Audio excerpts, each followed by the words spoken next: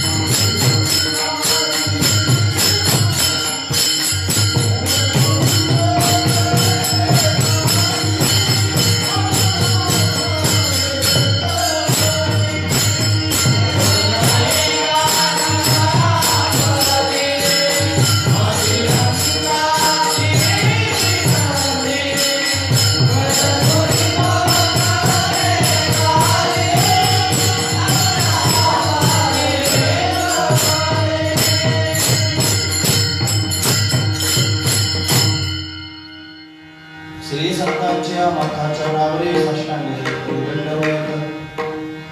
विश्रांती पावून सांभाळावं तरी वाढले अंतरी प्रेम सुख तुम्ही विश्वनाथ दीनरंकमी अनाथ कृपा कराल ते थोडी पाया पडलो मराठी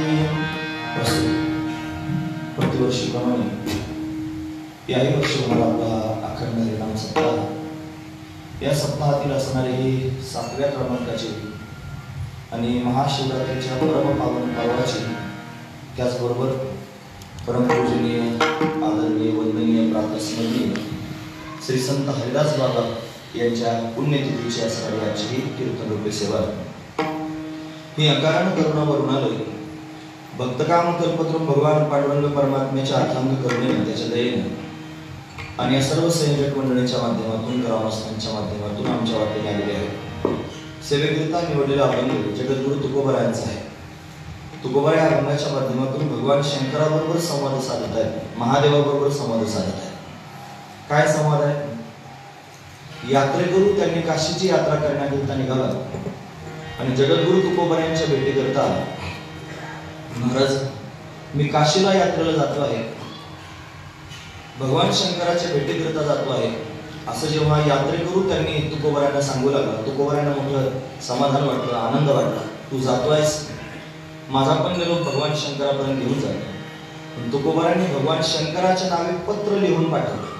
हा अभंग म्हणजे पत्र आहे। या अभंगात त्यांनी जगद्गुरु तुकोबरायांनी स्वतःच्या अंतःकरणातल्या भावना काशी विश्वनाथाला प्राप्त व्हाव्या म्हणून त्यांनी पत्र लिहून पाठवलं, तुम्ही विश्वनाथ, तुम्ही विश्वाचे नाथ आहात, तुम्ही विश्वाचे मालक आहात, तुमच्या समोर मी दीन आहे, मी रंक आहे आणि अनाथ आहे असं तुकोबराय म्हणतात. दीन रंक मी अनाथ, म्हणजे असं ऐकत असताना सगळ्यांनी असं सरळ अर्थ करायचं नाही की तुकोबराय दीन होते, रंक होते, अनाथ होते, असं नाही. देवासमोर तुकोबराय बोलतायत, हा महत्वाचा भाग. कोणासमोर कसं बोलावं हे पण माणसाला कळत जातं. जे जगद्गुरु आहेत, जगाचे गुरु आहेत महाराज, पण त्यांच्याकडे तेवढा विवेक नक्कीच आहे की जे त्यांनी भगवंताशी संवाद साधत आहेत, देवाच्या समोर गेल्यानंतर, संतांच्या समोर गेल्यानंतर स्वतःला दीन म्हणत जावं, स्वतःला रंक म्हणत जावं, स्वतःला अनाथ म्हणत जावं, हे तुकोबरायांनी शिकवलंय आपल्याला. पण मी तर अनाथ अपराधी कर्महीन मतिमंद बुद्धी तुझं मी आठवले नाही कधी वाचे कृपानिधी माय बापा, असं तुकोबराय भगवंताच्या समोर म्हणतात. पतित पतित परिमित वाचा पतित परितो आपल्या सत्तामध्ये करावे सरता, असं तुकोबराय देवाच्या समोर म्हणतात. ज्ञानोबरायांसारखे नाही म्हणावं, पाहेपा ध्वजे जे चिरकुट राया जतन करिता कृष्ण तैसा मी एक पतित. आता काय पातित आहेत ज्ञानोबरायांकडे खरं सांगा, काहीच नाही. ते जगाला पावन करणारे ते पतित कसे असतील? पण संतांच्या समोर बोलत असताना एवढा तरी विवेक आपल्या अंतःकरणात, भगवंताच्या समोर बोलत असताना एवढा तरी विवेक आपल्या अंतःकरणात असावा. म्हणून एकतर भूमिका घेऊन बोलतायत सामान्य जीवाची असं म्हणा, किंवा त्यांनी आदरात्मक विवेक संपन्न होऊन बोलतायत असं म्हणा. म्हणून त्यांनी तुकोबराय याच शब्दांमध्ये बोलू लागले. विवेक धारण करून त्यांनी आदरानं भगवान शंकराच्या समोर बोलतात, तुम्ही विश्वनाथ, तुम्ही सामान्य नाही, तुम्ही संपूर्ण विश्वाचे नाथ आहात आणि तुमच्या समोर मी दीन आहे, मी रंक आहे, मी अनाथ आहे. मग तुम्ही माझ्यावर कृपा करा. तुम्ही जर त्यांनी माझ्यावर कृपा केली तर खऱ्या अर्थानं मला समाधान प्राप्त होईल. कृपा करायला ते थोडी पाया पडिलो बराडी. बराडी शब्दाचा अर्थ भोळ्या भाबड्या भावनेनं मी एक सामान्य असणारा त्यांनी मनुष्य आहे, सामान्य जीव आहे आणि मी तुमच्या पाया पडतो आहे. माझ्यावर तुम्ही कृपा करा. मी कृपेची याचना जगद्गुरु तुकोबराय महादेवाच्या समोर करत आहेत, हा त्यातला भाव आहे. आणि खरं सांगतो देवा, तुम्ही त्यांनी देण्यामध्ये समर्थ आहात. मी त्यांनी थोडं दिलं तरी पण समाधानी होण्यासारखं आहे. तुमच्याकडे काय कमी आहे मला सांगा, काय होणे तुम्हापाशी, तुमच्याकडे काय कमी आहे? आणि मी सुद्धा असा आहे, मी तर अल्पची संतोषी. तुम्ही जेवढं द्याल त्याच्यातच मी संतुष्ट होणार आहे. मला एवढंच पाहिजे अशी माझी अपेक्षा नाही. तुम्ही जेवढं द्याल तेवढ्यात मी समाधानी. मी तर अल्पची संतोषी. माणसाला अल्पसंतोषी राहता येत नाही, दुर्गुण आहे माझा. बरंच असं वाटतं, थोडं मिळालं की ते अजून असावं असं वाटतं आणि मग ते हव्यासापोटी मनुष्य त्यांनी दुःखात पडतो, स्वतःच्या जीवाला त्रास करून घेतो आणि ज्याच्याकडून अपेक्षा करतो, हव्यास करतो, त्यालाही त्रास देतो. अल्पसंतोषी मनुष्य कधी होऊ शकत नाही. पण तुकोबरायचं स्वतःच वर्णन करतो, मी तर अल्पची संतोषी, मी थोड्यातच समाधानी आहे, पण तुम्ही माझ्यावर कृपा करा. मी भोळ्या भाबड्या भावनेनं तुम्हाला शरण आलेलो आहे. तुम्हाला काय कमी आहे ते सांगा, काय होणे तुम्हापाशी, तुमच्याजवळ काय कमी आहे? म्हणून त्यांनी अशी याचना करत आहे. काय काय दिलं पाहिजे? तुका म्हणे देवा काही भातुके पाठवा. भातुक म्हणजे त्यांनी शीत, भाताची जी शीत असतात ना त्याला भातुक म्हणत जातात. मग हे शीत पाठवण्यात काय तात्पर्य आहे? हे म्हणण्याचं तात्पर्य नाही, प्रेम भातुके पाठवा असं पण तुकोबरायांचे प्रमाण आपल्याला पाहायला मिळतं. ठाकरसे द्वारे उभा याचक भिकारी, म्हणून त्याच्यात तुकोबराय म्हणतात प्रेम मज भिक काही देवा, प्रेम भातुके पाठवा, प्रेम भातुके पाठवा. इथं काही भातुके पाठवा म्हणतात, म्हणजे भातुके लावून त्यांनी शीत पाठवा, अल्प त्यांनी थोडस मला पाठवा. काय पाठवा? तर तुमच्याजवळ असणारं प्रेम तुम्ही मला त्यांनी पाठवा. हे प्रेमच खऱ्या अर्थानं त्यांनी समाधान देण्याचं साधन आहे, समाधानी होण्याचं साधन आहे प्रेम. प्रेमाशिवाय विसर पडत नसतो महाराज. पण जीवनामध्ये जर त्यांनी अस्तित्वाचा विसर पाडायचा असेल, या जगताचा विसर पाडायचा असेल, एकमेव साधन, सार्वभौम असणारं साधन आहे प्रेम. या प्रेमापेक्षा काहीच जगात मोठं नाही महाराज. म्हणून त्यांनी प्रेम देता यावं आणि प्रेम घेता यावं. प्रेमाकरताच जीवन आहे. लोक रागामध्ये, लोक द्वेषामध्ये, लोक मत्सरामध्ये, लोक ईर्ष्येमध्ये संपूर्ण जीवन खर्च करून टाकतात आणि काही हाताला लागत नाही. पण हे जीवन जर त्यांनी प्रेम देण्यात आणि प्रेम घेण्यात घालवलं तर मग मात्र त्यांनी जीवन समाधानाचं झाल्याशिवाय राहणार नाही. आणि वस्तुस्थिती सांगतो की सामान्य जीवाकडून प्रेमाची अपेक्षा जर करत असाल तर सामान्य जीव कोणाला प्रेम देऊ शकत नाही. प्रेम जर कोण देऊ शकतो तर फक्त परमात्माच देऊ शकतो. पण जीवाकडून प्रेमाची अपेक्षा करण्यापेक्षा त्यांनी सगळे देवच आहेत असं समजून देवाकडून प्रेमाची अपेक्षा करा, ती अपेक्षा त्यांनी फलीभूत होऊ शकते. सामान्य जीव त्यांनी स्वार्थापोटी एकमेकावर प्रेम करतात, ते एकमेकाला सुख देऊ शकत नाहीत. म्हणून तुकोबराय त्यांनी भगवंताकडे प्रेमाची याचना करत आहेत. तुका म्हणे देवा काही भातुके पाठवा, मला काहीतरी त्यांनी भातुके पाठवा अशी त्यांनी याचना रचना देवाच्या समोर तुकोबारायांनी केलेली आहे. असा अभंगाचा सरळ अर्थ करण्याचा आपण प्रयत्न केला. विठोबा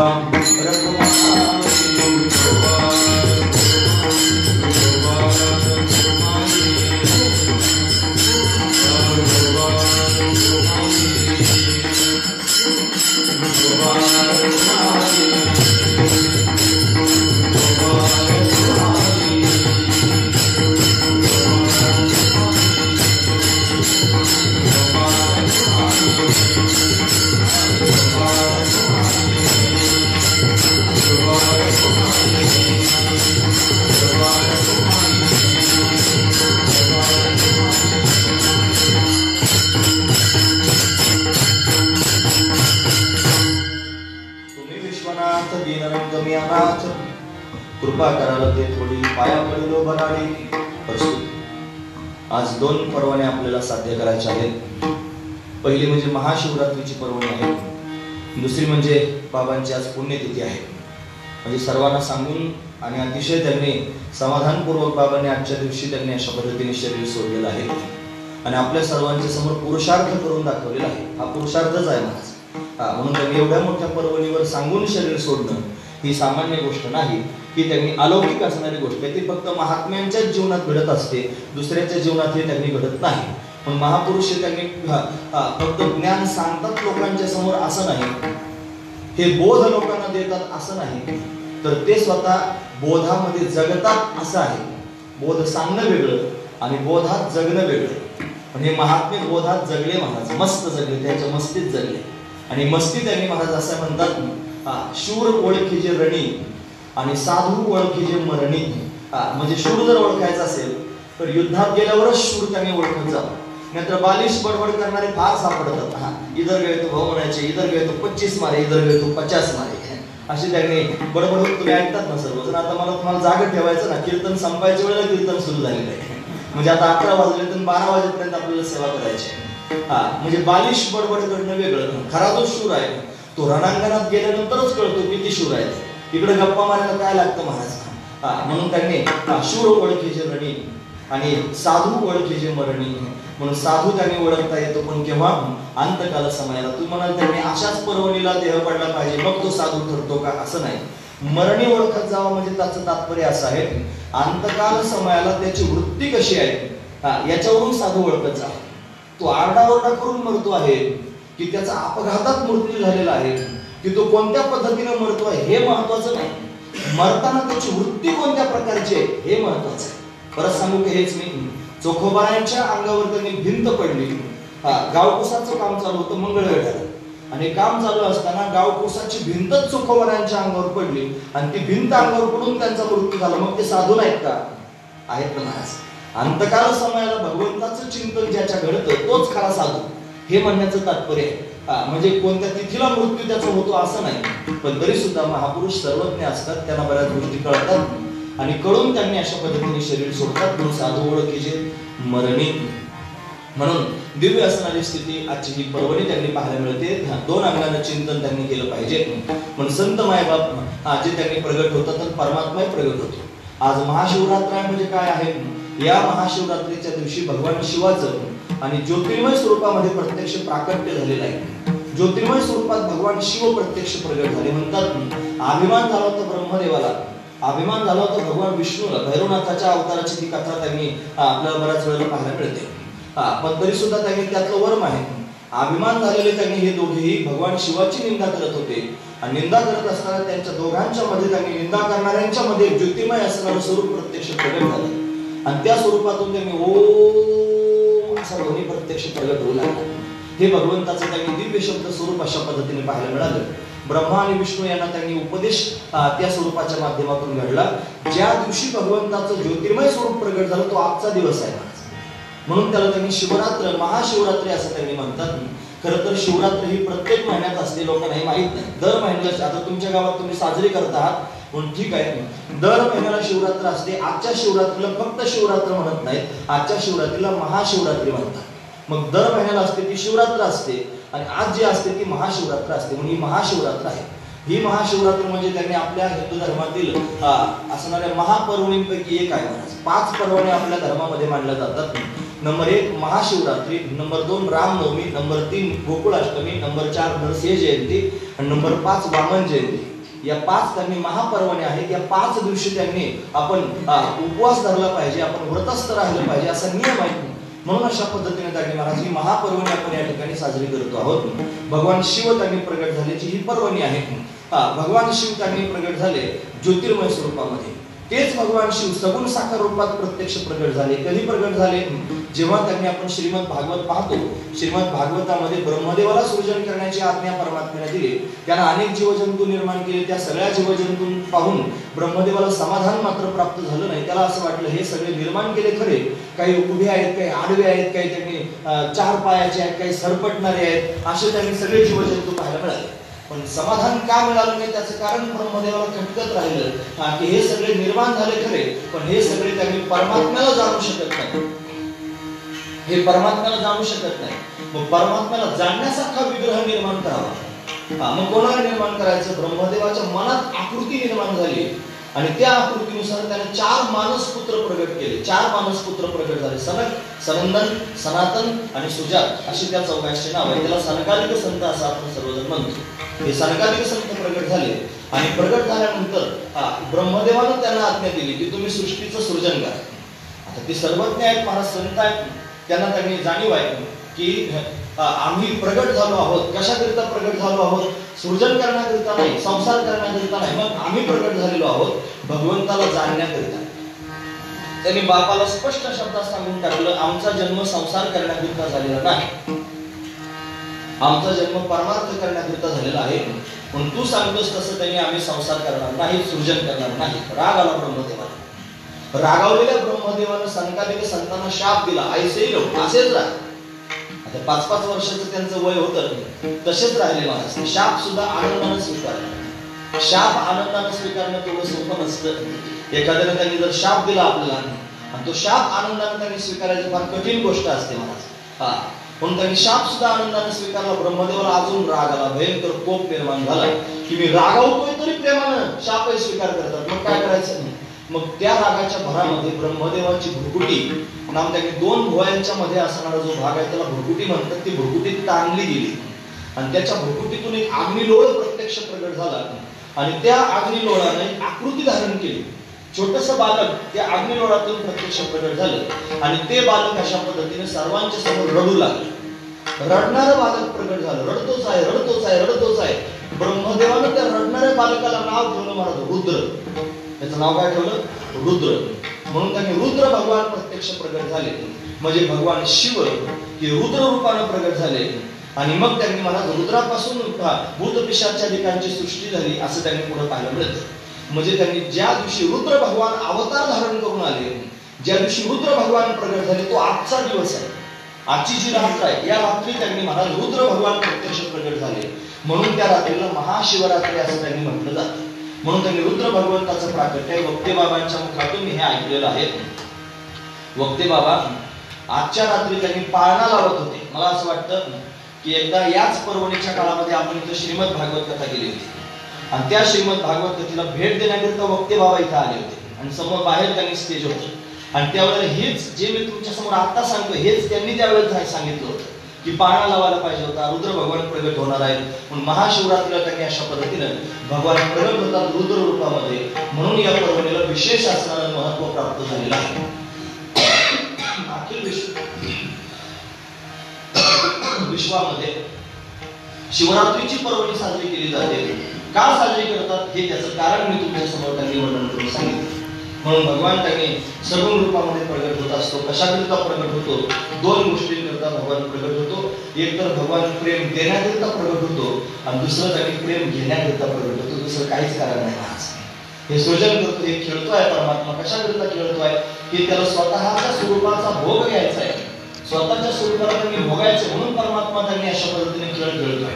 कारण सुखरूप तोच आहे जगात, त्याच्यापासून दुसरा सुखरूप कोणीच नाही. श्रुती वर्णन करून सांगते येवय भूमा तत्सुखम नाल्पे सुखमस्ते भूमाराम ब्रह्म. ब्रह्मच सुखरूप आहे. दुसऱ्या ठिकाणी सुख नावाची वस्तू पाहायलाच मिळत नाही. मग त्या परब्रह्म तत्वाला स्वतःच सुख भोगण्याची इच्छा झाली म्हणून त्यांनी महाराज तो स्वतःच त्यांनी सुख घेण्याकरिता आपण पेची दोन्ही भागी भक्ती सुखा लागे, आपण पेची दोन्ही भागी अशी अनेक प्रमाणात आपण पाहू शकतो. तो स्वतःच दोन झाला, तो स्वतःच अनेक झाला आणि अनेक होऊन त्यांनी स्वतः बरोबर खेळू लागला. त्याने संपूर्ण विश्व निर्माण केलं आणि फक्त निर्माण केलं असं नाही, या विश्वाचं भरण पोषण करू लागला. या विश्वाचं भरण पोषण करू लागला. तो शिव आहे ना, त्याला अनेक नाव आहे. त्याला शिव नाव आहे, त्याला मूड नाव आहे, त्याला भव नाव आहे, त्याला आशुतोष नाव आहे, त्याला अनेक प्रकारची नावं त्यांनी पाहायला मिळतात. मग असा असणारा तो शिव परमात्मा जो खरं तर शब्दांच्या पलीकडचा निर्गुण निराकार आहे, त्या शिव परमात्म्याला त्यांनी निर्गुण निराकार असणाऱ्या परमात्म्याच्या ठिकाणी शबलत्व पाहायला मिळालं. त्याला सौपाधिक ब्रह्म म्हणू लागले, त्याला ईश्वर म्हणू लागले, त्याला ईशान म्हणू लागले, अशी त्याला अनेक नाव आहेत. मग तो ईश्वर रूपाने प्रत्यक्ष प्रगट झाला आणि त्या ईश्वराच्या पोटात संकल्प निर्माण झाला, एकोहम बहुश्याम प्रजाएव, एकाच मी अनेक व्हावं असा भाव अंतर्मनात निर्माण झाला आणि खेळण्याकरिता एक विशिष्ट असणारी भूमी निर्माण केली, खेळण्याकरिता विशिष्ट असणारे स्थान निर्माण केलं. त्या स्थानाचं नाव आहे आनंदवन. तुम्ही ऐकता सर्वजण, आनंदवन हे त्यांनी त्याच्या स्थानाचं नाव आहे. आज आपण सर्वजण त्या स्थानाला काशी म्हणतो, आपण आज त्या स्थानाला वाराणसी म्हणतो, अशी अनेक आज लोक त्या स्थानाला बनारस म्हणतात. हे अनेक नावं त्याला पडले, पण वस्तुस्थितीत त्याचं खरं नाव जर काय असेल तर आनंदवन असं त्याचं नाव आहे. या आनंदवनामध्ये भगवंताने दिव्य असणारं रूप धारण केलं अर्धनारी नटेश्वराचं. अर्धनारी, अर्ध शरीर स्त्रीचं आहे आणि अर्ध शरीर पुरुषाचं आहे. असं त्यांनी तो प्रियोची प्राणेश्वरी फुलथे आवडीची सरोवरी, चारुस्थळी चारुहारी, एकांगाच्या एकाच ठिकाणी दोन रूप एकत्र झाले, त्याला अर्धनारी नटेश्वर असं त्यांनी म्हणतात. त्याच्या डाव्या अंगाच्या 6व्या अंशापासून एक पुरुषाकृती निर्माण झाली, एक पुरुष निर्माण झाला आणि त्या पुरुषानं त्यांनी पाहिलं भगवान शिवाला, अर्धनारी नटेश्वराला, आणि मग अशा पद्धतीने विचारलं मी कोण आहे मला सांगा. त्यावेळेला शिवानं त्याला सांगितलं, प्रगट झालेल्या पुरुषाला सांगितलं की तू विष्णू आहेस. विष्णू, विष्णू शब्दाचा अर्थ काय होतो? आपण विष्णू शब्द समोर आला की 4 हाताचा जो त्यांनी शेषशय्येवर पोहोचलेला आहे असा त्यांनी विष्णू डोळ्यासमोर आणतो. पण विष्णू शब्दाचा तेवढाच अर्थ आहे असं नाही. व्याकरण जर पाहण्याचा प्रयत्न केला तर व्याकरणाच्या दृष्टीने विष नावाचा धातू आहे. विष, या विष धातूपासून विष प्रविष्यती असा अर्थ होतो, प्रवेश करून राहणं. सगळ्या जगतामध्ये कणाकणात जो प्रवेश करून राहिलेला आहे त्याला विष्णू असं म्हणतात. म्हणून भगवंतानं त्या पुरुषाला सांगितलं की तू विष्णू आहेस, म्हणजे जो कणाकणात गच्च राहिलेला आहे तोच तू आहेस असं त्याला सांगितलं. त्याला विचारलं की काय काम करू सांगा. मग त्याला काम सांगितलं. मी शिवपुराणातली कथा सांगतोय तुमच्या समोर. मग त्याला काम सांगितलं, तू तपश्चर्या कर. त्याने घनघोर तपश्चर्या केली. त्याचा परिणाम काय झाला असेल, त्याच्या सर्वांगाला घाम आला म्हणायचा. त्या घामात तो स्वतःच बुडू लागला. तुम्ही जर शिवपुराण ऐकलं असेल कथा तर त्याच्यात हे प्रत्यक्ष तुम्हाला ऐकायला मिळालं असेल. मग स्वतःच्या घामात बुडू लागला आणि मग त्यांनी महाराज त्यानं तपश्चर्याच्या बळावर एक रूप धारण केलं आणि ते म्हणजे शेषशय्या, शेष नारायण स्वतः झाला आणि शेष होऊन त्याच्यावरती पहुडला आणि त्याच्या नाभीतून अशा पद्धतीने कमळ प्रगट झालं. त्या कमळातून ब्रह्मदेवाचं प्राकट्य झालं आणि ब्रह्मदेवाला त्यानं सृजन करण्याची आज्ञा दिली आणि मग संपूर्ण सृजन कार्य मिळालं. म्हणजे शिव, या शिवापासून प्रगट झाला विष्णू, विष्णूच्या नाभीतून प्रगट झाला ब्रह्मा आणि ब्रह्मदेवानं आपल्या सर्वांना जीवजंतूला निर्माण केलं. अशा पद्धतीने विश्व निर्माण झालं. या विश्वाचं त्यांनी महाराज अशा पद्धतीने निर्माण करणारा, विश्वाला भरण पोषण करणारा जर कोण असेल तर तो विश्वनाथ आहे, तो जगाचा मालक आहे. म्हणून 3 गोष्टी तर आपण पाहिल्या. तोच ब्रह्मदेवाच्या रूपानं सृजन करतो आहे, तोच विष्णूच्या रूपानं पालन करतो आहे, तोच रुद्राच्या रूपानं संहार करतो आहे आणि तोच त्यांनी महाराज ईश्वर होऊन अशा पद्धतीने तिरोधान करतो आहे. तिरोधान म्हणजे काय?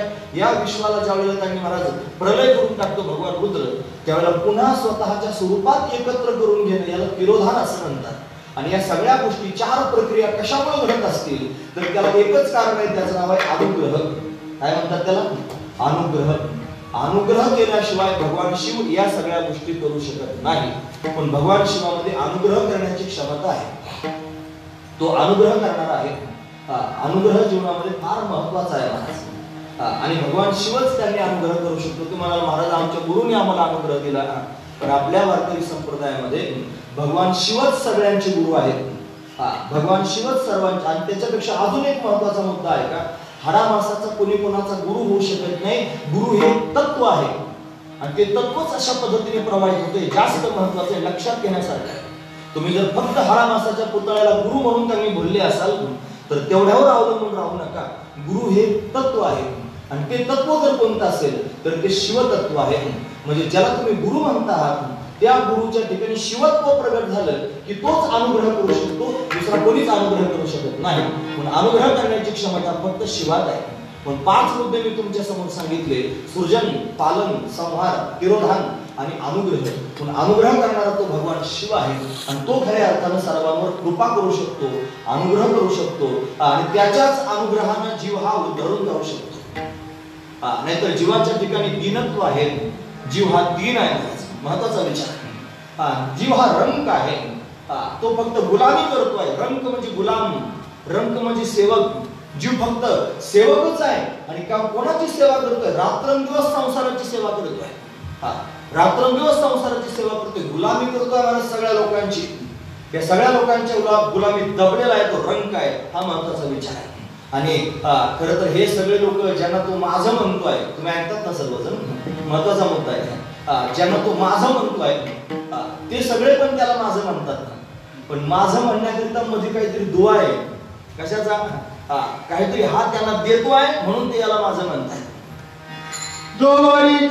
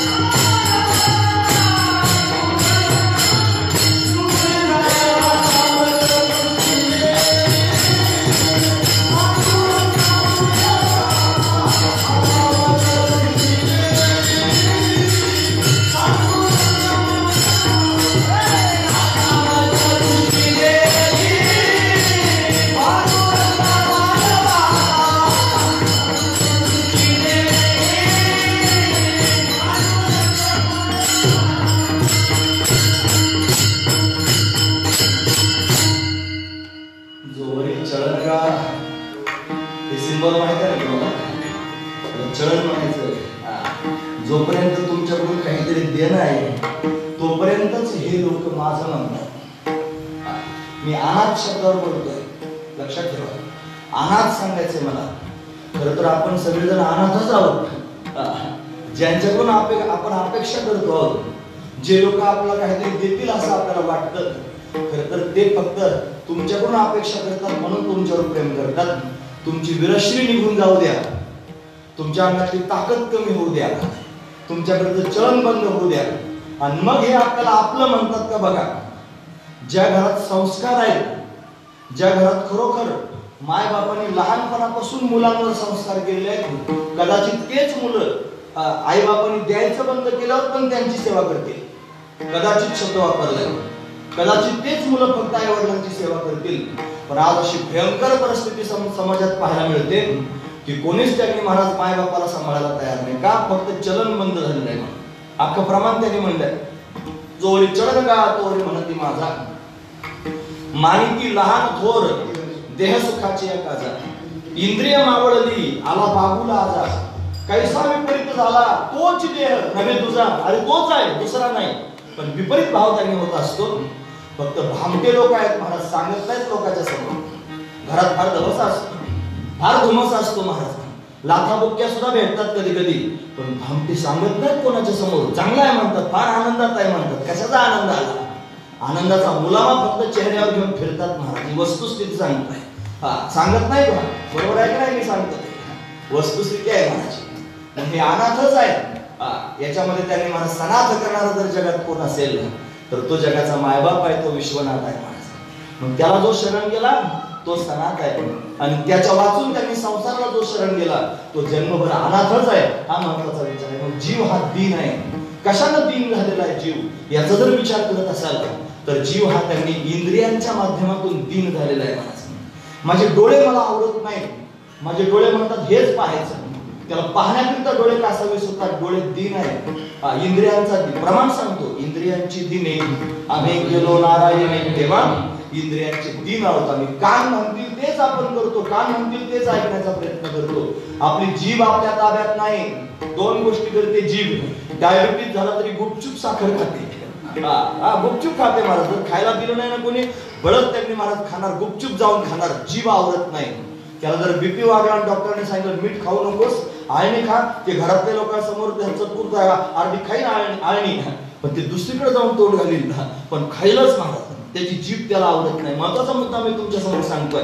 आता हे पटत असत, कीर्तन म्हणजे रेडीमेड कपड्याचं दुकान असतं महाराज. ज्याच्या मापाला बसतात बरोबर फिट बसतात आणि ते आपलं लागू करून घेतात. महत्वाची गोष्ट आहे. जीभ आवडत नाही, खायला त्यांनी आवडत नाही, हा महत्वाचा विचार आहे. आणि दुसरा मुद्दा, बोलायलाही आवडत नाही. म्हणून त्यांनी जीभेवर कंट्रोल करता येत नाही महाराज. इंद्रिय आपल्या ताब्यात नाहीत, आपण इंद्रियांच्या ताब्यात आहोत. म्हणून त्यांनी आपलं कोणतंच इंद्रिय आपल्याला आटोपत नाही, त्या इंद्रियांच्या अधीन आपण झालेलो आहोत. म्हणून आपण सर्वजण दीन आहोत महाराज. मला तुमच्या समोर कंबर बांधून फार ब्रह्मज्ञानाच्या गोष्टी सांगता येतील, फार पोपटपंची करता येईल, फार तुमच्या समोर ब्रह्माचं झाड उभं करता येईल, फार शहाजूरपणा मला तुमच्या समोर सांगता येईल. अरे पण बुद्धिवादानं त्यांनी महाराज या सगळ्या गोष्टी करता येऊ शकतात.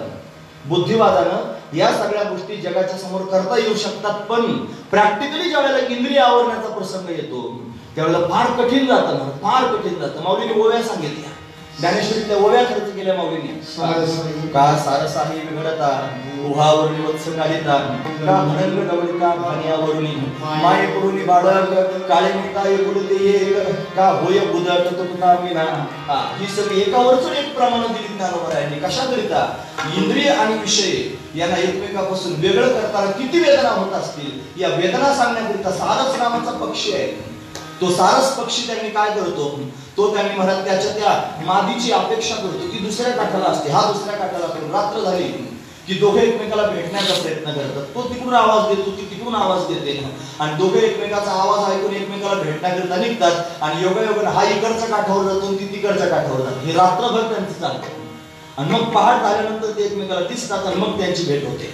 पण केवढ्या वेदना, केवढा विरह त्यांच्या अंतःकरणात त्यांनी भरलेला आहे. एवढा विरह इंद्रियांना विषयापासून बाजूला करताना होतो, एवढा त्रास होत असतो. अशी सगळी प्रमाणे एकावर एक असणारे प्रमाण आहेत. सगळे सांगायला माझ्याकडे वेळ नाही. म्हणून त्यांनी आपण दीन आहोत, मला हेच सांगायचं. फक्त अभंगात दीन शब्द आहे त्याच्यावर मला बोलायचं, पण आपण सर्वजण दीन आहोत. त्यानंतर त्यांनी महाराज आपण सर्वजण रंग आहोत, गुलाम आहोत महाराज या संसाराचे. म्हणून त्यांनी आता कोण कोणाची गुलामी करतो कशाला कीर्तनात सांगायला पाहिजे. असं माऊलींची उभी आहे मला. कधी कधी माऊली सुद्धा फार गमतीनं काही गोष्टी त्यांनी सांगतो, गंमत सांगतो. माऊलीने केलेली गंमत ते म्हणतात ना, चित्ताराधी श्री येते तो देचे छंदे नाचे, का माकड गारुड्याचे रेषा परी. चित्त आराधी श्री येते म्हणजे चित्त आराधी स्त्री येते म्हणजे बायकोचं चिंतन ज्याचं चित्त कायम करत असतं, चित्त आराधी स्त्री येते. मग तो काय करतो, तो तिचे छंदे नाचे, तो तिच्याच छंदात नाचायला सुरुवात करतो. कसा नाचतो, मग त्याच्याकडे उदाहरण दिलं, का माकड गारुड्याचे रेषा परी म्हणजे बायको नवऱ्याला गावड्याच्या माकडासारखं नाचवते. हे मी म्हणत नाही, आधी ओवी सांगितलेली आहे. सप्रमाण मी तुमच्या समोर बोलतो आहे. म्हणजे लोक त्यांनी प्रपंचाची गुलामी करतात. मुलं म्हणतील तसंच वागावं लागतं म्हाताऱ्यांना. बाप जरी असला तरी स्वतःच्या सत्तेने वागता येत नाही, पोरं दाबून टाकतात. महाराज तू असाच वागला पाहिजे, नाही असं वागलास की मग मी आहे तू आहे. अशी एकांतातली चर्चा असते, लोकात होत नसते अशी चर्चा. ही एकांतातली चर्चा सांगताय. म्हणून त्यांनी महाराज बापाला सुद्धा दाबून टाकतात. त्या मुलांच्या ओझ्याखाली बापाला जगावं लागतं. हा महत्वाचा विचार आहे महाराज.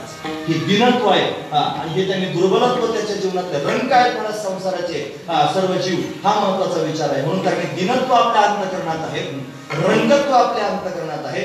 आणि आपण त्यांनी महाराज संसाराला शरण गेल्या कारण संसार कधी सोडून देईल सांगता येत नाही, पण आपण सर्वजण अनाथ आहोत. या दीन रंग आणि अनाथ असणाऱ्या जीवांची भूमिका जगद्गुरु तुकोबराय आणि भूमिका घेऊन त्यांनी महाराज विचार करतात की विश्वनाथाकडे वाटसरू निघालेला आहे, यात्रेकरू निघालेला आहे. विश्वनाथाबरोबर त्यांनी बोलायचं आहे. म्हणून त्या विश्वनाथाचे संवाद करण्याकरिता त्यांनी महाराज लिहायला सुरुवात केली. आणि लिहित असताना त्यांनी अशा पद्धतीने त्यांनी त्याला अतिशय गोड शब्दात वर्णन करून सांगितलं, देवा तुम्ही विश्वाचे नाथ आहात, तुम्ही जगाचे मालक आहात. तुम्ही सार्वभौम आहात. तुमच्याकडे त्यांनी येतोय, मला येता येत नाही, माझा निरोप मी तुमच्यापर्यंत त्यांनी पाठवतो आहे. म्हणून त्यांनी तुम्ही विश्वनाथ आहात आणि मी त्यांनी दीन आहे. तुकोबा दीन नाहीत.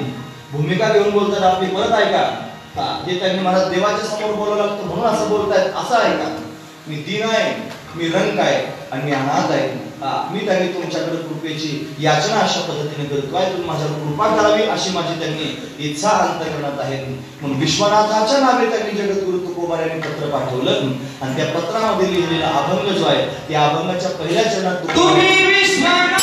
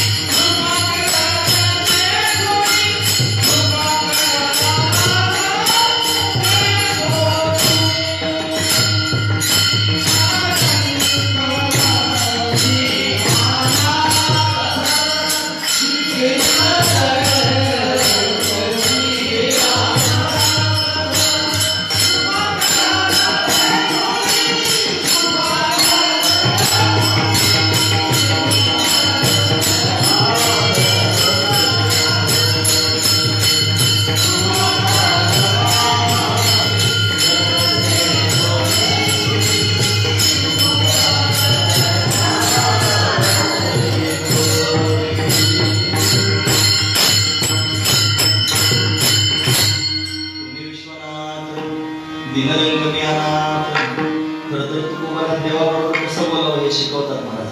महत्वाची गोष्ट आहे. आपण फार शास्त्र समजतो स्वतः. आपल्याला वाटतं आपण म्हणजे फार उच्च कोटीचे परमार्थिक आहोत. बऱ्याच वेळेला भ्रम असतो माणसाच्या मनात. असं वाटतं मी म्हणजे काहीतरी फार मोठा परमार्थिक आहे. पण स्वतःच्या अंतःकरणाबरोबर आधी भांडत जावं, स्वतःबरोबर संवाद करीत जावं, महत्वाची गोष्ट आहे. जर आपल्याला स्वतःच त्यांनी अंतःकरणच आवडता येत नसेल आणि स्वतःला आपण फार मोठं परमार्थिक म्हणून घेत असलो तर लोकांनी काही म्हणण्याच्या आधी आपणच आपल्याला म्हणून घेत जावं. लाज वाटे मना तुझा मन गीता दास बोलीला येईल असं बोलेली असं म्हणत जावं. पण असं नाही लोक स्वतःला म्हणत. लोक स्वतःला फार चांगलं सिद्ध करण्याचा प्रयत्न करतात. मी म्हणजे फार सज्जन, माझ्यासारखा सज्जन आजच्या विश्वात कोणी पाहायला भेटणार नाही, सापडणारच नाही, अशी प्रत्येकाच्या मनाची धारणा झालेली असते. पण अंतःकरण तपासून पाहत जावं, कुठेतरी अंतःकरणात दीनत्व पाहायला मिळेल.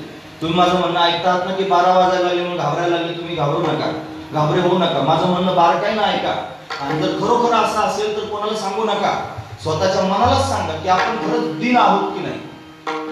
कीर्तन करायला लागलो मी बुवा झालो म्हणजे काय फार फार मोठं झालं असं अजिबात नाही. तुम्ही मला बुवा म्हणतात मग मी फार पोहोचलो असं त्याचा अर्थ लावू नका अजिबात. बुवा झाला म्हणजे काही इंद्रिय ताब्यात येतात असा अर्थ होत नाही त्याचा. कीर्तन करीशी तरी कीर्तनकाराची विषय, कीर्तन केलं तरी कीर्तन वैष्णव होशियार आहे जना, तो वैष्णव होत नाही मला. म्हणून तुम्ही या सगळ्या अनेक प्रमाणांना मला तुमच्या समोर पाहता मी कीर्तनकार होणं म्हणजे त्यांनी महाराज कला आहे. मला पोपटासारखं तुमच्या समोर बोल कला आहे महाराज. भजन म्हटलं तर कला आहे. ओळी सांगू का, तरी कीर्तनाचे नटनाचे नट नाचले व्यवसाय शब्दाचे ते नामाचे नाही पापाचे असे केले म्हणजे त्यांनी नट शब्द वापरला. माऊली नट म्हणतात. नट म्हणजे कलाकार, चांगली कला. कीर्तन करण्याकरिता सुद्धा चांगली कला आणत असावी. कशाची, बोलण्याची कला, गाण्याची कला, लोकांना रंजवण्याची कला. मी तुमच्या समोर कला प्रदर्शित करतो आहे म्हणजे मी त्यांनी समर्थ झालो असं नाही. समर्थ फक्त त्यांच्याच समोर लिहिलेलं आहे. हा महत्वाचा विचार. समर्थ ते आहेत, संत आहेत. का बरं समर्थ आहेत? त्यांनी इंद्रियांवर विजय प्राप्त करून घेतला म्हणून ते समर्थ आहेत. आपण दीन आहोत. याच्यात जर एखादा समर्थ असला तर आपले त्याच्या समोर दंडवत आहे, आपलं काय म्हणणं माघार आहे. कोणी जर समर्थ झाला असेल, कोणा जर खरंच इंद्रिय सगळे आवडता आले असतील तर आपलं त्याच्या समोर दंडवत आहे. हा महत्वाचा विचार. पण समर्थ तोच आहे ज्याने इंद्रिय जिंकलेले आहेत. त्यापेक्षा हे इंद्रियांचे धनी आम्ही झालो सारे.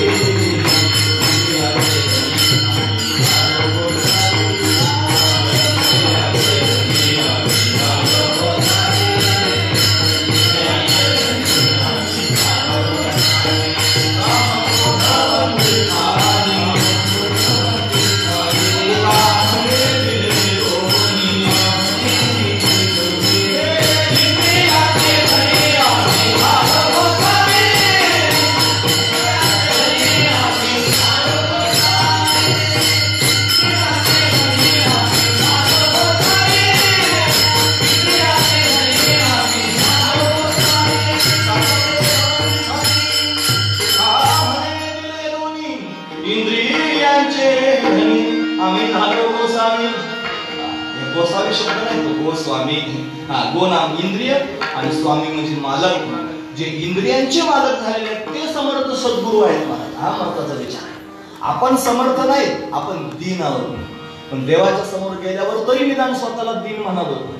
नाही लोकांच्या समोर मोठ्याने म्हणता आलं तर मनातली मनात तरी म्हणावं, हा देवा मी दीन आहे हे म्हणावं. महाराज महत्वाची गोष्ट आहे दीन. तुकोबर आहे, भूमिका घेऊन बोलतात, आपली भूमिका घेऊन बोलतात. हा महत्वाचा विचार. दीन, रंक, मी अनाथ, अशा भूमिकेत जाऊन भगवान शंकराच्या समोर त्यांनी बोलण्याचा अट्टहास. का बरं भगवान शंकराच्या समोर असं बोलतात? मगाची एवढी बडबड आपण केली, ती बडबड त्यांनी भगवान शिव 5 गोष्टी आपल्या समोर प्रगट करतात त्याच्याकरता होती. त्याच्यातलं सृजन, त्याच्यातलं पालन, त्याच्यातलं संहार, त्याच्यातलं तिरोधान आणि त्याच्यातला अनुग्रह.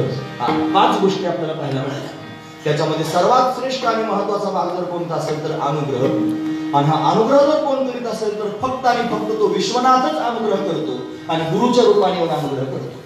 तो गुरुच्या रूपात येतो आणि आपल्यावर त्यांनी कृपा करून जातो. वारकरी संप्रदायामध्ये त्या अनुग्रहाला कृपा असा शब्द वापरले. कृपा कटाक्षे निहाळले आपल्या पदेबाई सविले बापर रखमादेवर विठ्ठले भक्ताने भले वरदान. त्याला अनुग्रह त्यांनी न म्हणता कृपा असा शब्द वापरलेला आहे. कृपया केली संतजनी माझी अलंकारिली वाणी प्रीत हे लाविले कीर्तनी तुका चरणी लोळत असेल. याला कृपा शब्द म्हणतात. कृपादान केले संते कल्पांती सरेना. अशी अनेक प्रमाण मला तुमच्या समोर सांगते की कृपा म्हणजेच अनुग्रह करणं.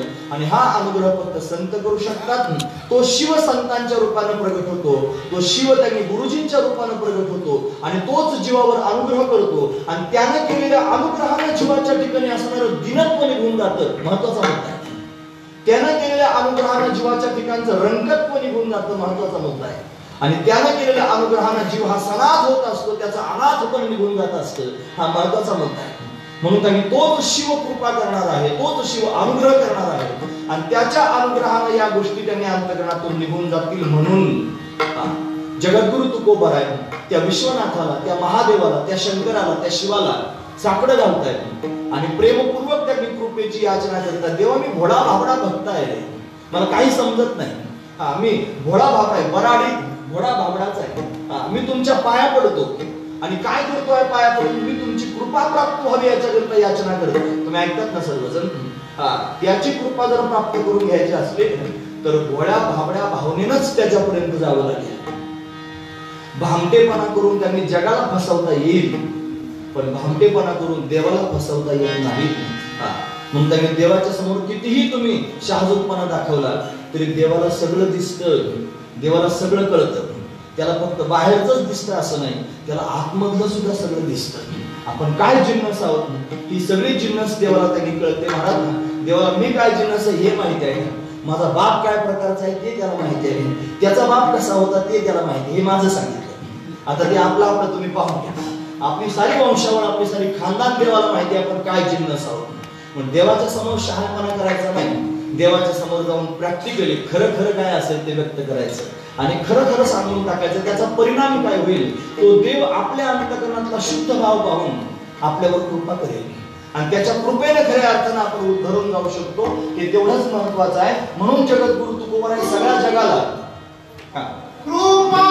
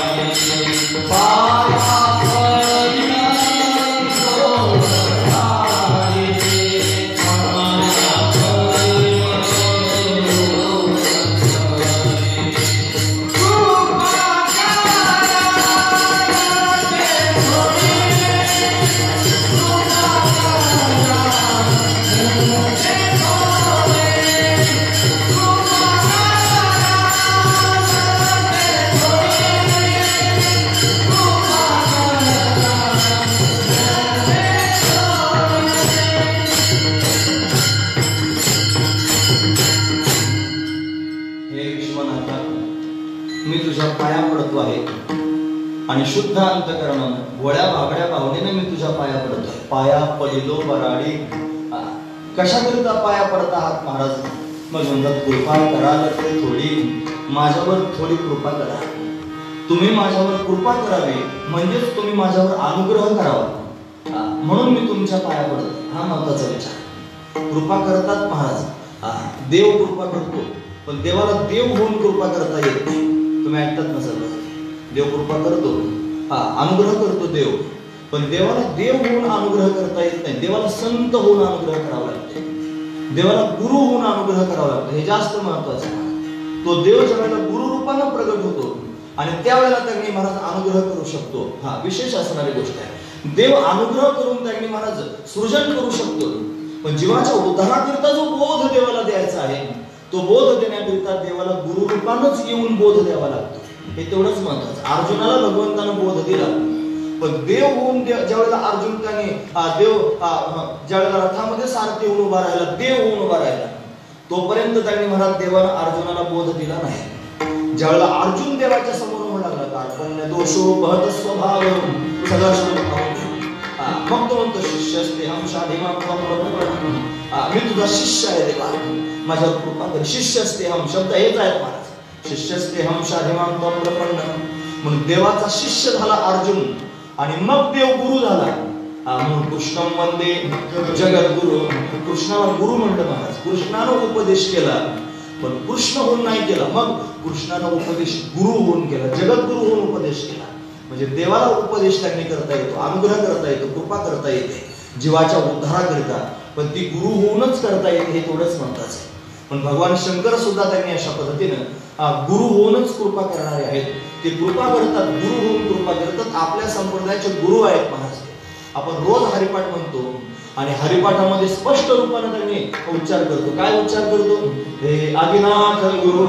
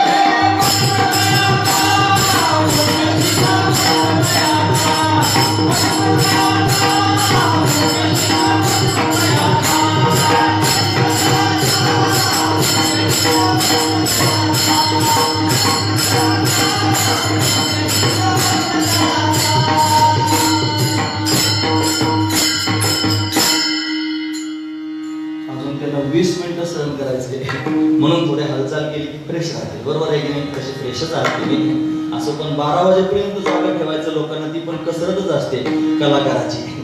कलाकाराच कीर्तनकार म्हणजे कलाकारच असतो, मला त्याला कलाच करावी लागते. महत्वाचा विचार आहे असं.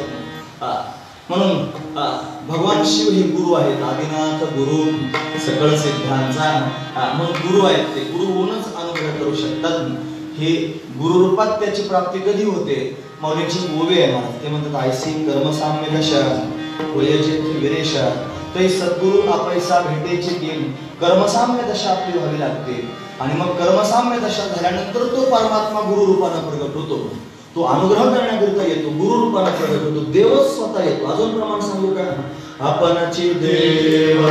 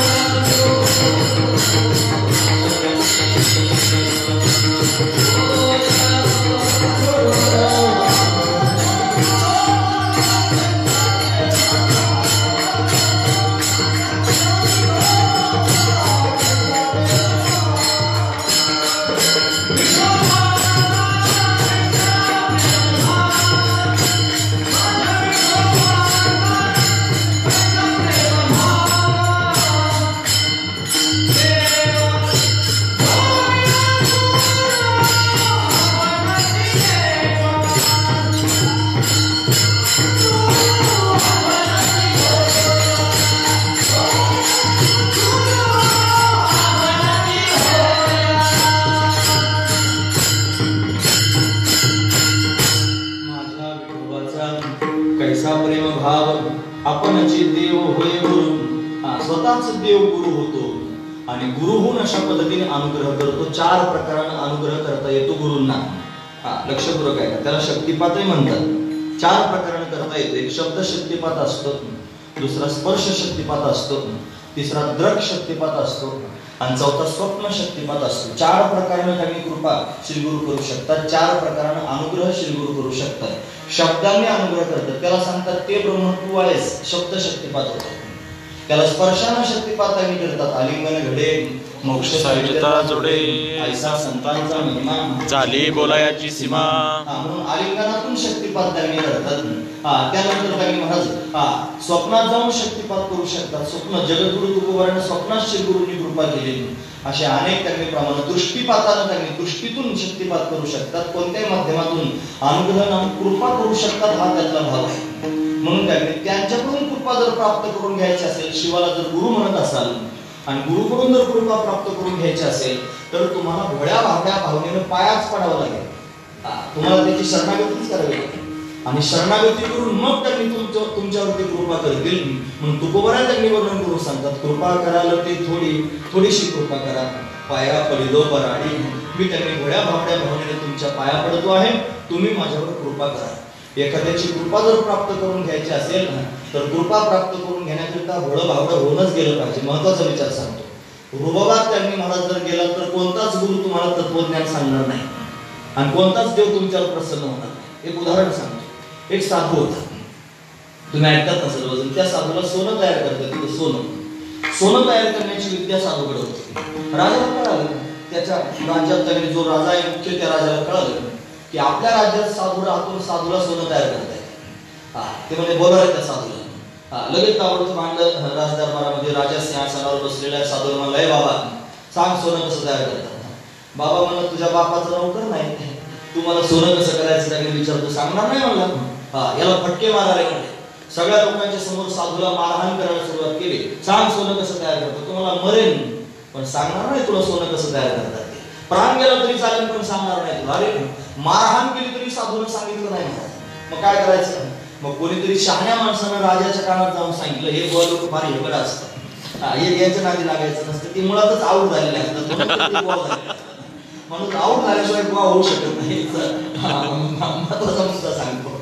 बिघाड झाल्याशिवाय काही होत नाही. देवाचा छंद लागला पाहिजे, देवाच्या छंदात आऊट झालं पाहिजे, मग ते बुवा होत असते. हा महत्वाचं. आता काही असू दे. म्हणून त्यांनी महाराज असं त्यांनी साधू ऐकणार नाही असं त्यांनी सांगायला सुरुवात केली. मग काय करायचं? तू जर गुढीगुढीत त्याची सेवा करून मागत असशील मग मात्र ते. राजा म्हणलं, "धर रे या बोला," आणि त्या टाकून तुरुंगामध्ये. तुरुंगात नेऊन टाकलं साधूला.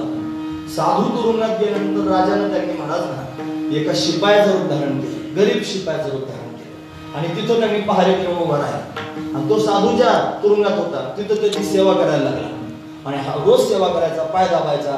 मग म्हणायचा, बाबा तुम्हाला इथलं जेवण जमत नसलं तर घरून आणू का? मग घरून जेवणाचा डबा घेऊन यायला लागला, स्वतःच्या हाताने बाबाला खायला घालू लागला. बाबाने पाहिलं फार सेवा करतोय आणि एवढी सेवा करतोय, गरीब माणूस आहे, याला काहीतरी सांगितलं पाहिजे. मग तो सेवा करत असताना त्याची सेवा त्यांनी पाहिली. हळूच म्हणले, बाबा फार गरीब दिसतो रे, मला सोनं तयार करता येतं, तुला शिकू का? तुम्ही ऐकतात ना सर्वजण. आधी हंटरनं हाणलं होतं, त्यावेळेला मरत म्हणले पण सांगणार नाही. सेवा केल्यानंतर लगेच ताबडतोब सांगायला सुरुवात केली. पण ती सेवा केल्यानंतर सांगितली गोष्ट खरी आहे, पण सगळं नाही सांगितलं. सगळं सांगत जाऊ नये गुरुनं सुद्धा, थोडा हात राखून ठेवता. नाही तर शिष्य सुद्धा त्यांनी म्हणत कधी काय करेल सांगता येत नाही, म्हणून जरा हात राखून त्यांनी ठेवत जावं. तुम्हाला त्यांनी जगताप महाराजांची कीर्तन रात्रीच्या 12 वाजेपर्यंत ऐकायची सवय लागलेली आहे, त्याच्यामुळे त्यांचं कीर्तन तिखट असायचं. मला ते काय त्यांच्या हातातच हंटर असायचं, तसलं मला करता येत नाही, पण तरी सुद्धा महत्वाचा मुद्दा सांगतो. मग गुरुनं सुद्धा सगळं लगेच गुरु शिष्याला सांगत जाऊ नये, काहीतरी हात राखून ठेवत जावा. नाहीतर त्यांनी काही शिष्य असे असतात फक्त काढून घ्या करताच असतात आणि सगळं काढून घेतात तर मग गुरुलाच काढून देतात असं त्याकडे होण्याची शक्यता असते. म्हणून त्यांनी गुरुनं आपली पद सांभाळून राहावं आणि जरा जपून राहावं. बार जीवाचा त्यांनी सापडला, बार अंतकरणापासून सेवा करतोय, मग सगळं सांगत जावं. आणि मग त्यांनी सोनं तयार करण्याची विद्या सांगितली आणि सांगितल्यानंतर त्यांनी राज दरबारात राजा गेला. म्हणाले म्हणजे आता साधूला आणलं, साधूला राजा म्हणला, साधू तुला काय सोनं तयार करता येतं? मला सुद्धा तयार करते. साधू मला करून दाखव. सगळी प्रक्रिया सोनं तयार करण्यात झाली, पण सोनं मात्र तयार झालं नाही. अरे म्हणजे सगळी शिकवली प्रक्रिया, मी सगळी तंतोतंत केली, तरी पण कसं काय झालं नाही? एक गोष्ट शिल्लक राहिली होती. जे पात्र त्यांनी सोन्याच्या भांड्याचं धरायचं त्याला हाताची नख लागता कामा नाही, ही त्यातलं गौप्य होतं. आणि यानं त्यांनी नखासहित भांडं धरलं, म्हणून त्या भांड्यात सोनं तयार झालं नाही. हे मात्र साधून त्याला सांगितलं नव्हतं. मग त्यांनी महाराज साधूच्या तोंडातून शब्द बाहेर पडले, राजा तुला सोनं तयार करता येत आहे, एवढंच तयार करता येत नसेल, त्याच्याकरता कुठेतरी घासावी लागते, काहीतरी घासली असणार, बिगर घासता होत नाही. म्हणून एखाद्याची कृपा जर प्राप्त करून घ्यायची असली, एखाद्याचा अनुग्रह जर प्राप्त करून घ्यायचा असला तर घासणं पण गरजेचं आहे महाराज. बिगर घासाघाशीची, घासणं म्हणजे सेवा करणं, बिगर सेवेचं प्राप्त होत नाही. महाराज म्हणतात, तद्विधी प्रणिपातेन परिप्रश्नेन सेवया उपदेशन्ति ते ज्ञानम ज्ञानेनस्तत्वदर्शिनः ते ज्ञानपेगा बरवे जरी मणियाथी आणावे तरी संताया भजावे सर्वस्वेशी ते ज्ञानाचा पुरवठा ते तर सेवा हाच दारवण. सरळ सरळ गोष्ट आहे. सहजासहजी कोणी तुम्हाला काही सांगणार नाही, ते तर सेवा हाच दारवण. सेवा करणं हे त्याचा दरवाजा आहे. म्हणून सेवा हाच दारवण, ते स्वाधीन तरी सुभटा ओळंगवणी, म्हणून त्यांनी त्यांची सेवा करून शरण जाऊन आपण त्यांनी ते प्राप्त करून घ्यावं. म्हणून हे देवा तुम्ही गुरुरूपात माझ्या समोर प्रगट व्हावं, माझ्यावर कृपा करावी, थोडीशी कृपा करा. पाया पडिलो बराडी, मी तुमचा सेवक झालेलो आहे, भोळ्या भाबड्या भावनेने त्यांनी सेवक झालेलो आहे, तुमच्या पाया पडतो आहे, तुम्ही माझ्यावर कृपा करा. ज्याच्याकडून कृपा प्राप्त करून घ्यायची असते त्याच्या समोर असंच बोलायचं असतं, त्याच्या समोर रुबाबात बोलून चालणार नाही. देवा थोडीशी कृपा कर, तुझ्या बापाचा नोकर नाही भाऊ, तू त्यांनी मला कृपा कर म्हणतो, रुबाबात त्यांनी म्हणतो, असं जमणार नाही. पाया पडिलो बराडी या भूमिकेत जाऊनच त्यांनी करावं. त्याच्यापेक्षा तू कोबर आहे म्हणतात. देवा तुमच्याकडे काय कमी आहे? मी भोळ्या भाबड्या भावनेने मागतोय, थोडं मागतोय, थोडी कृपा करा असं मी तुमच्या समोर म्हणतोय. तुम्ही फार समर्थ आहात, तुमच्याकडे कोणत्याच गोष्टीचं उणं नाही आणि मी सुद्धा त्यांनी फार मागत नाही, थोडक्यातच माझं समाधान होण्यासारखं आहे म्हणून थोडं मागतोय आणि तुम्ही समर्थ आहात. द्या ना मला कृपेचं दान. महाराज वर्णन करून सांगतात,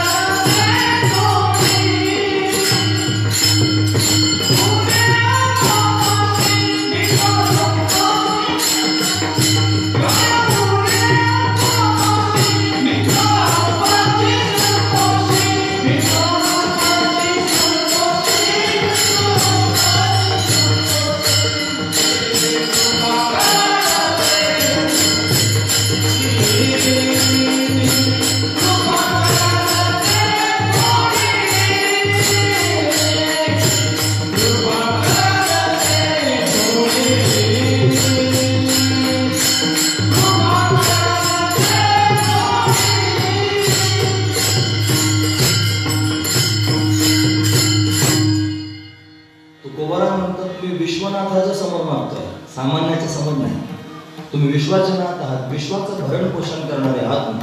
तुमच्याकडे काय कमी आहे? तुम्ही भरभरून देणारे आहात, भरभरून भांडार तुमच्याकडे भरलेला आहे. जे मागण्याकरिता येईल ते देण्याकरिता तुम्ही समर्थ आहात. सगळ्या प्रकारचं दान देण्याकरिता तुम्ही समर्थ आहात.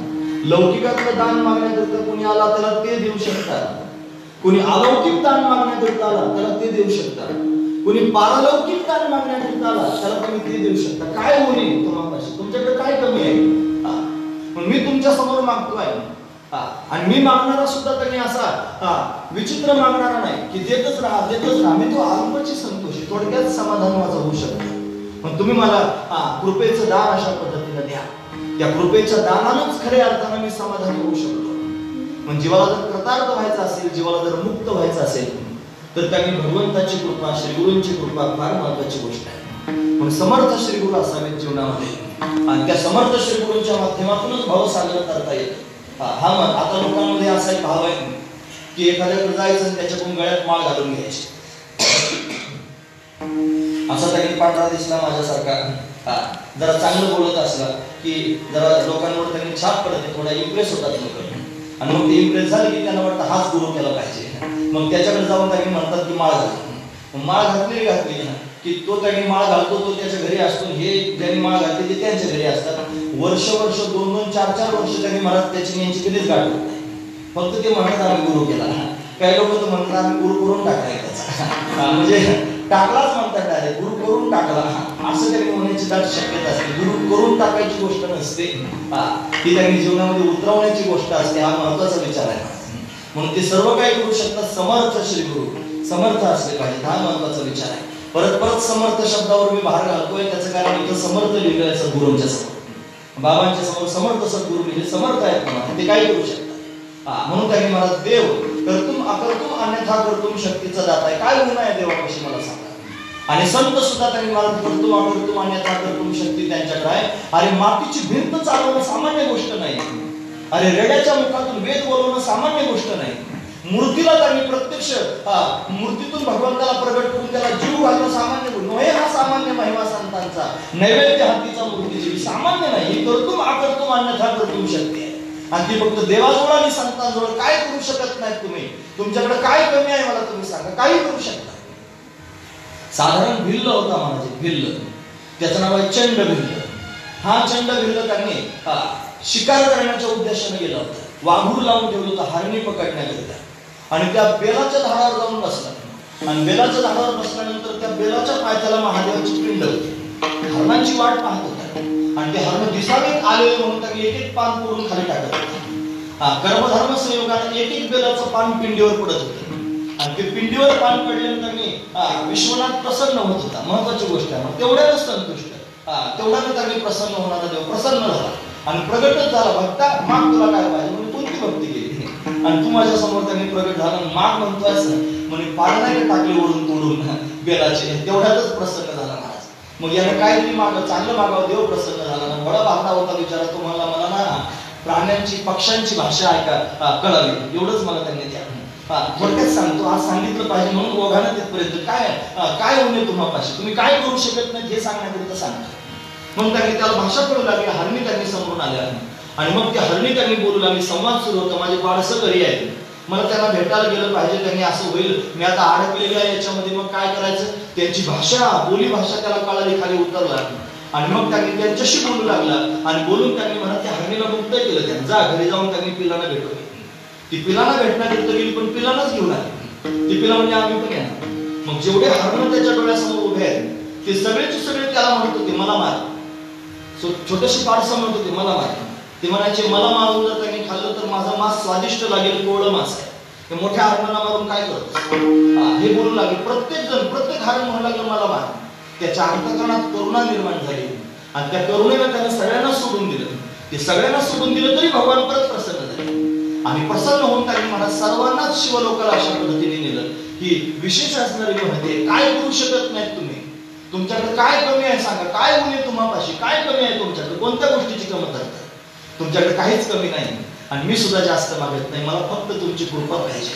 मला फक्त तुमचा अनुग्रह प्राप्त करून घ्यायचा. कशाकरिता, भवबंधनातून मुक्त होण्याकरिता, कशाकरिता, जीवपणा घालवण्याकरिता.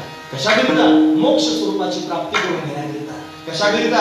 कळी काळाचा भेव निवृत्त करण्याकरिता तुमच्या कृपेची आवश्यकता आहे. म्हणून मी थोडं मागतोय, तुमची कृपा मागतोय, माझ्यावर कृपा करा आणि कृपा करून मला या भवबंधनातून मुक्त करून टाका. माझं दिनत्व घालवा, माझं दुर्बलत्व घालवा, माझ्या ठिकाणचं रंगत्व घालवा, माझं अनाथपणा घालवा. मला तुम्ही सनाथ करा. तुमची कृपा जर माझ्यापर्यंत आली तर मी सनाथ होईन असा भाव तुकोबर यांच्या अंतःकरणात आहे. आणि या भूमिकेत जाऊन भगवंताच्या समोर अशा पद्धतीने याचना करत आहेत. भगवंताला अशा पद्धतीने त्यांनी मागतात, काय तुम्ही करू शकत नाही ते सांगा. तुमच्याकडे काय कमी आहे? छोटासा उपमन्यू होता की नाही, मला छोटासा उपमन्यू. या उपमन्यूला त्याच्या आईने त्यांनी दूध प्यायला दिलं. तुम्ही ऐकतात ना सर्वजण, दूध. पण गाईचं दूध प्यायचं. पण ते गाईचं दूध मिळत नव्हतं. मग काय करायचं? पिठात पाणी घालायचं आणि ते त्यांनी हलवून दूध म्हणून बाळाला प्यायला दिलं. आणि बाळ ते रोज पित राहिला, दूध म्हणून पित राहिला. एक दिवशी एका मित्राच्या घरी आणि काहीतरी कार्यक्रम होता. मग हा त्याच्या मित्राच्या घरी गेला आणि तिथं खरोखरचं दूध त्याला प्यायला मिळालं. खरोखरचं दूध प्यायला मिळालं. ते दूध ज्या वेळेला त्याने प्यायला सुरुवात केली त्यावेळेला तो म्हणला, हे काय आहे? मित्र म्हणला, दूध आहे. नाही नाही म्हणला, मी रोज दूध पित असतो. हे काय दूध नाही म्हणला. नाही रे, खरंच दूध आहे. याचा विश्वास बसेना. म्हणून तुला खरं पाहायचं का? चल गाईकडे. डायरेक्ट गाईच्या समोर नेलं आणि काशीतून दूध काढूनच दाखवलं. आणि मग त्याला कळालं याला दूध म्हणतात. माझी आई मला रोज दूध प्यायला देते. पण गरीब परिस्थिती असल्यामुळं ओरिजिनल दूध नाही, पिठात पाणी घालून देत होती. आणि आता जेवढा घरी गेला आणि घरी जाऊन त्याने उपमन्यू आईला म्हणू लागला, आई मला दूध प्यायचंय. या वेळेला दूध मागतोय? नाही, मला आताच दूध प्यायचं. तिनं ठरल्या नियमाप्रमाणे पिठात पाणी घालून दूध तयार केलं आणि त्याच्या समोर दिलं. त्यानं ते प्यायला सुरुवात केली. एक घोट पिला, फेकून दिला महाराज डायरेक्ट. आईनं पाहिलं, उन्मत्त झालेला आहे, मारहाण करू लागली. का फेकलं सांग? म्हणलं, आई तू मला फसवतेस, हे दूध नाही, मी आज खरं दूध पिऊन आलाय, ओरिजिनल दूध पिऊन आलाय. मग आईच्या डोळ्यात पाणी आलं, बाळा खरंच हे दूध नाही, मी तुला फसवतेच आहे, पण आपण गरीब आहोत, आपल्याला त्यांनी खरं दूध कधी मिळणार आणि कसं मिळणार? मग काय केलं पाहिजे? आई सांग ना, मला कोण दूध देईल? मग आईनं त्यांनी घोड्या भाबड्या भावनेने सांगून टाकलं, जा भगवान शंकराची शरणागती कर आणि त्याची तपश्चर्या करून त्यालाच दूध माग प्यायला. एवढी तपश्चर्या त्या उपमन्याने केली. त्याचा परिणाम हा भोळा भाबडा देव प्रत्यक्ष प्रगट झाला आणि प्रगट होऊन त्याला विचारलं, काय पाहिजे तुला सांग? म्हणे, देवा मला दूध प्यायचंय. वाटीभर दूध मागितलं. त्याचा परिणाम असा झाला, महाराज वर्णन करून सांगतात, क्षीराचा समुद्र उपमन्या म्हणून त्यांनी क्षीर समुद्र देऊन टाकला, दुधाचा समुद्र उपमन्यूला देऊन टाकला. काय उणे तुम्हापाशी? वाटीभर मागितल्यानंतर समुद्र एवढं देतात, तुमच्याकडे काय कमी आहे? हा महत्वाचा विचार आहे. मी तुमच्याकडे त्यांनी मागण्याकरिता आलेलो, तुम्ही देण्याकरिता समर्थ आहात, तुम्ही काय देऊ शकत नाहीत ते मला सांगा. माझं मागणं अतिशय थोडं आहे. म्हणून तुम्ही उपमन्यूला त्यांनी दुधाचा समुद्र अशा पद्धतीने देऊन टाकला. एवढं देणारे तुम्ही समर्थ आहात, काय तुम्ही करू शकत नाही? तुमचा महिमा मला कळालेला आहे, म्हणून मी तुमच्या समोर कृपेची याचना करतो आहे. म्हणून हे देवा माझ्यावर कृपा करा आणि कृपा करून त्यांनी मला प्रेमाची भातुक त्यांनी पाठवा. त्या प्रेमाच्या भातुकाने मी संतुष्ट होऊन जाईल. अभंगाचं शेवटचं Wow.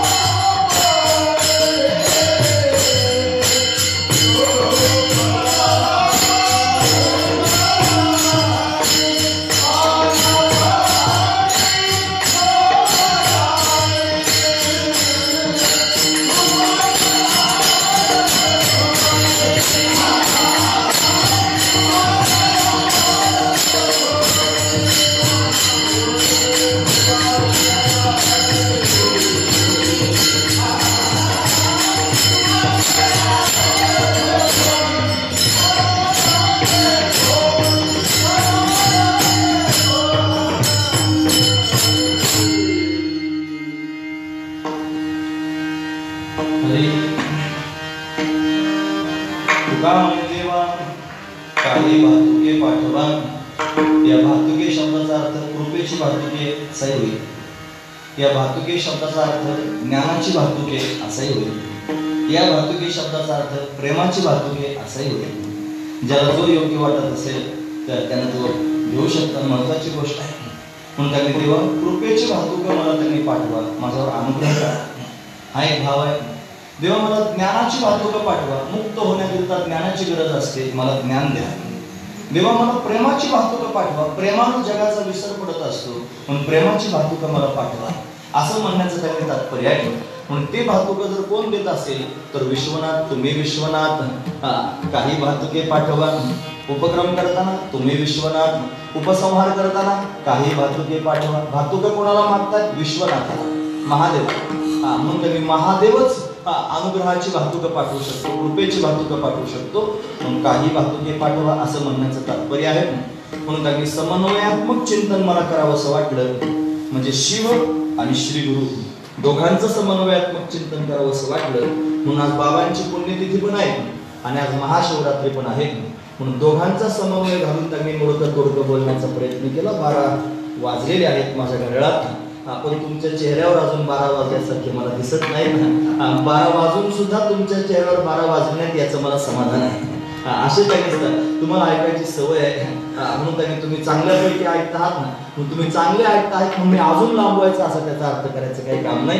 म्हणून त्यांनी थकलेलो आहे. 2-3 तिसरं कीर्तन आता करतोय. एक मध्यंतरी प्रकाशनात थोडं भाषणही करून आलेलं आहे, म्हणजे 4थं म्हणायचं आहे. म्हणजे त्यांनी 2-4 वेळा होऊन सुद्धा त्यांनी तुमच्या चेहऱ्याकडे पाहून मला समाधान वाटतंय. म्हणजे त्यांनी मला या मुलांबरोबर अजून एकदा उड्या मार म्हणलं तर नक्की मारेन. म्हणजे त्यांनी ऐकणारी माणसं जर फ्रेश असले तर चांगलं सांगता येतं. नाही तर ऐकणारी माणसं जर श्रद्धांजली द्यायला गेलं तर जीव करायला मग मात्र फार घोटाळा होतो. मला श्रद्धांजली द्यायला माणसं फार सुकलेली आहे. नाही लागत असतं, सुकावं लागतं मला तिथं गेलं. असे चेहरे कसतरी असतात, खाली पाहतात, इकडे इकडे पाहतात. तसं वाटलं इथं फार पाहायला मिळत नाही. तुम्ही चांगल्यापैकी ऐकत आहात, श्रद्धेनं ऐकत आहात, असंच त्यांनी ऐकत राहा. प्रेमाची भातुकं देण्याकरिता समर्थ सद्गुरू आपल्या समोर आहेत. प्रेमाची भातुकं देण्याकरिता महादेव त्यांनी भगवान शिव आपल्या समोर प्रत्यक्ष विराजमान आहे. फक्त अंतकरणापासून शुद्ध भावनेनं भगवंताच्या समोर प्रेम मागा, ज्ञान मागा, अनुग्रह मागा. तो भगवान आपलं अनुग्रह त्यांनी करेल. पण कोणत्या माध्यमातून करेल? संतांच्या माध्यमातून, श्री गुरूंच्या माध्यमातून करेल. म्हणून त्यांनी म्हणतात अंतकरणापासून आपण श्री गुरूंची, संतांची शरणागती करून याच ठिकाणी थांबूया. ते कसं? हे ज्ञानेश्वर माऊली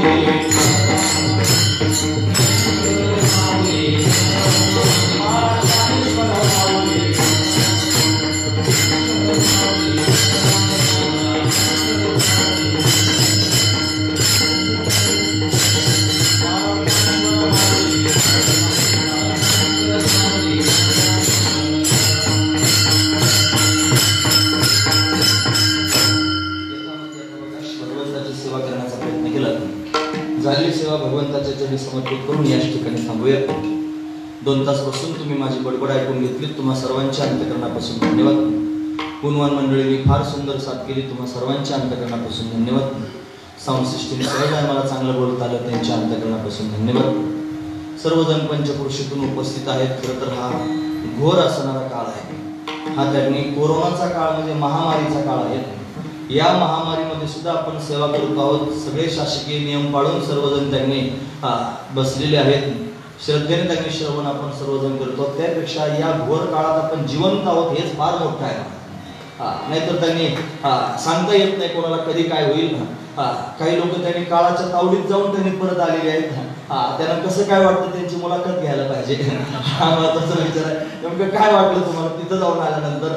अशी पण काही मंडळी त्यांनी पाहायला मिळतात. सुरक्षित राहा, स्वतःला सुरक्षित ठेवा आणि दुसऱ्याला सुरक्षित ठेवा. आपल्यापासून कोणत्याच प्रकारची इजा दुसऱ्याला होणार नाही याची नक्की काळजी घ्या. सुरक्षित राहून त्यांनी भगवंताचं चिंतन करा. भगवान आपल्या त्यांनी केलेलं चांगलं कर्म त्याचं फळ त्यांनी निश्चित आपल्याला चांगलं देईल.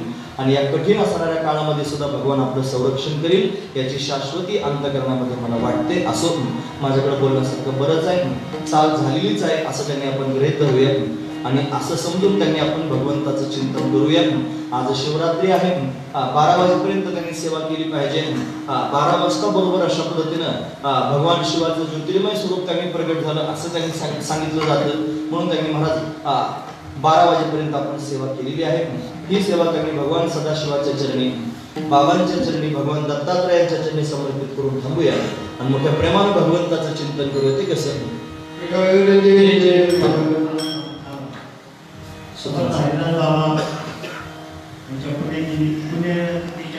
चालू असलेला अखंड हरिनाम सप्ताह आणि आजच्या 7व्या दिवसाची कीर्तन सेवा आमचे गुरुवर्य हरिभक्तीपारायण कृष्णगोपाल डॉक्टर महाराज यांनी सेवा सादर केली. हरिदास सेवा मंडळाचे त्यांना कोटी कोटी धन्यवाद. आणि उद्या सकाळी ठीक 9 ते 11 वाजता हरिभक्तीपारायण गोरख महाराज बनकर यांच्या कार्याची कीर्तन सेवा सादर होईल. सर्व भाविकांनी याचा लाभ घ्यावा. विठ्ठल जय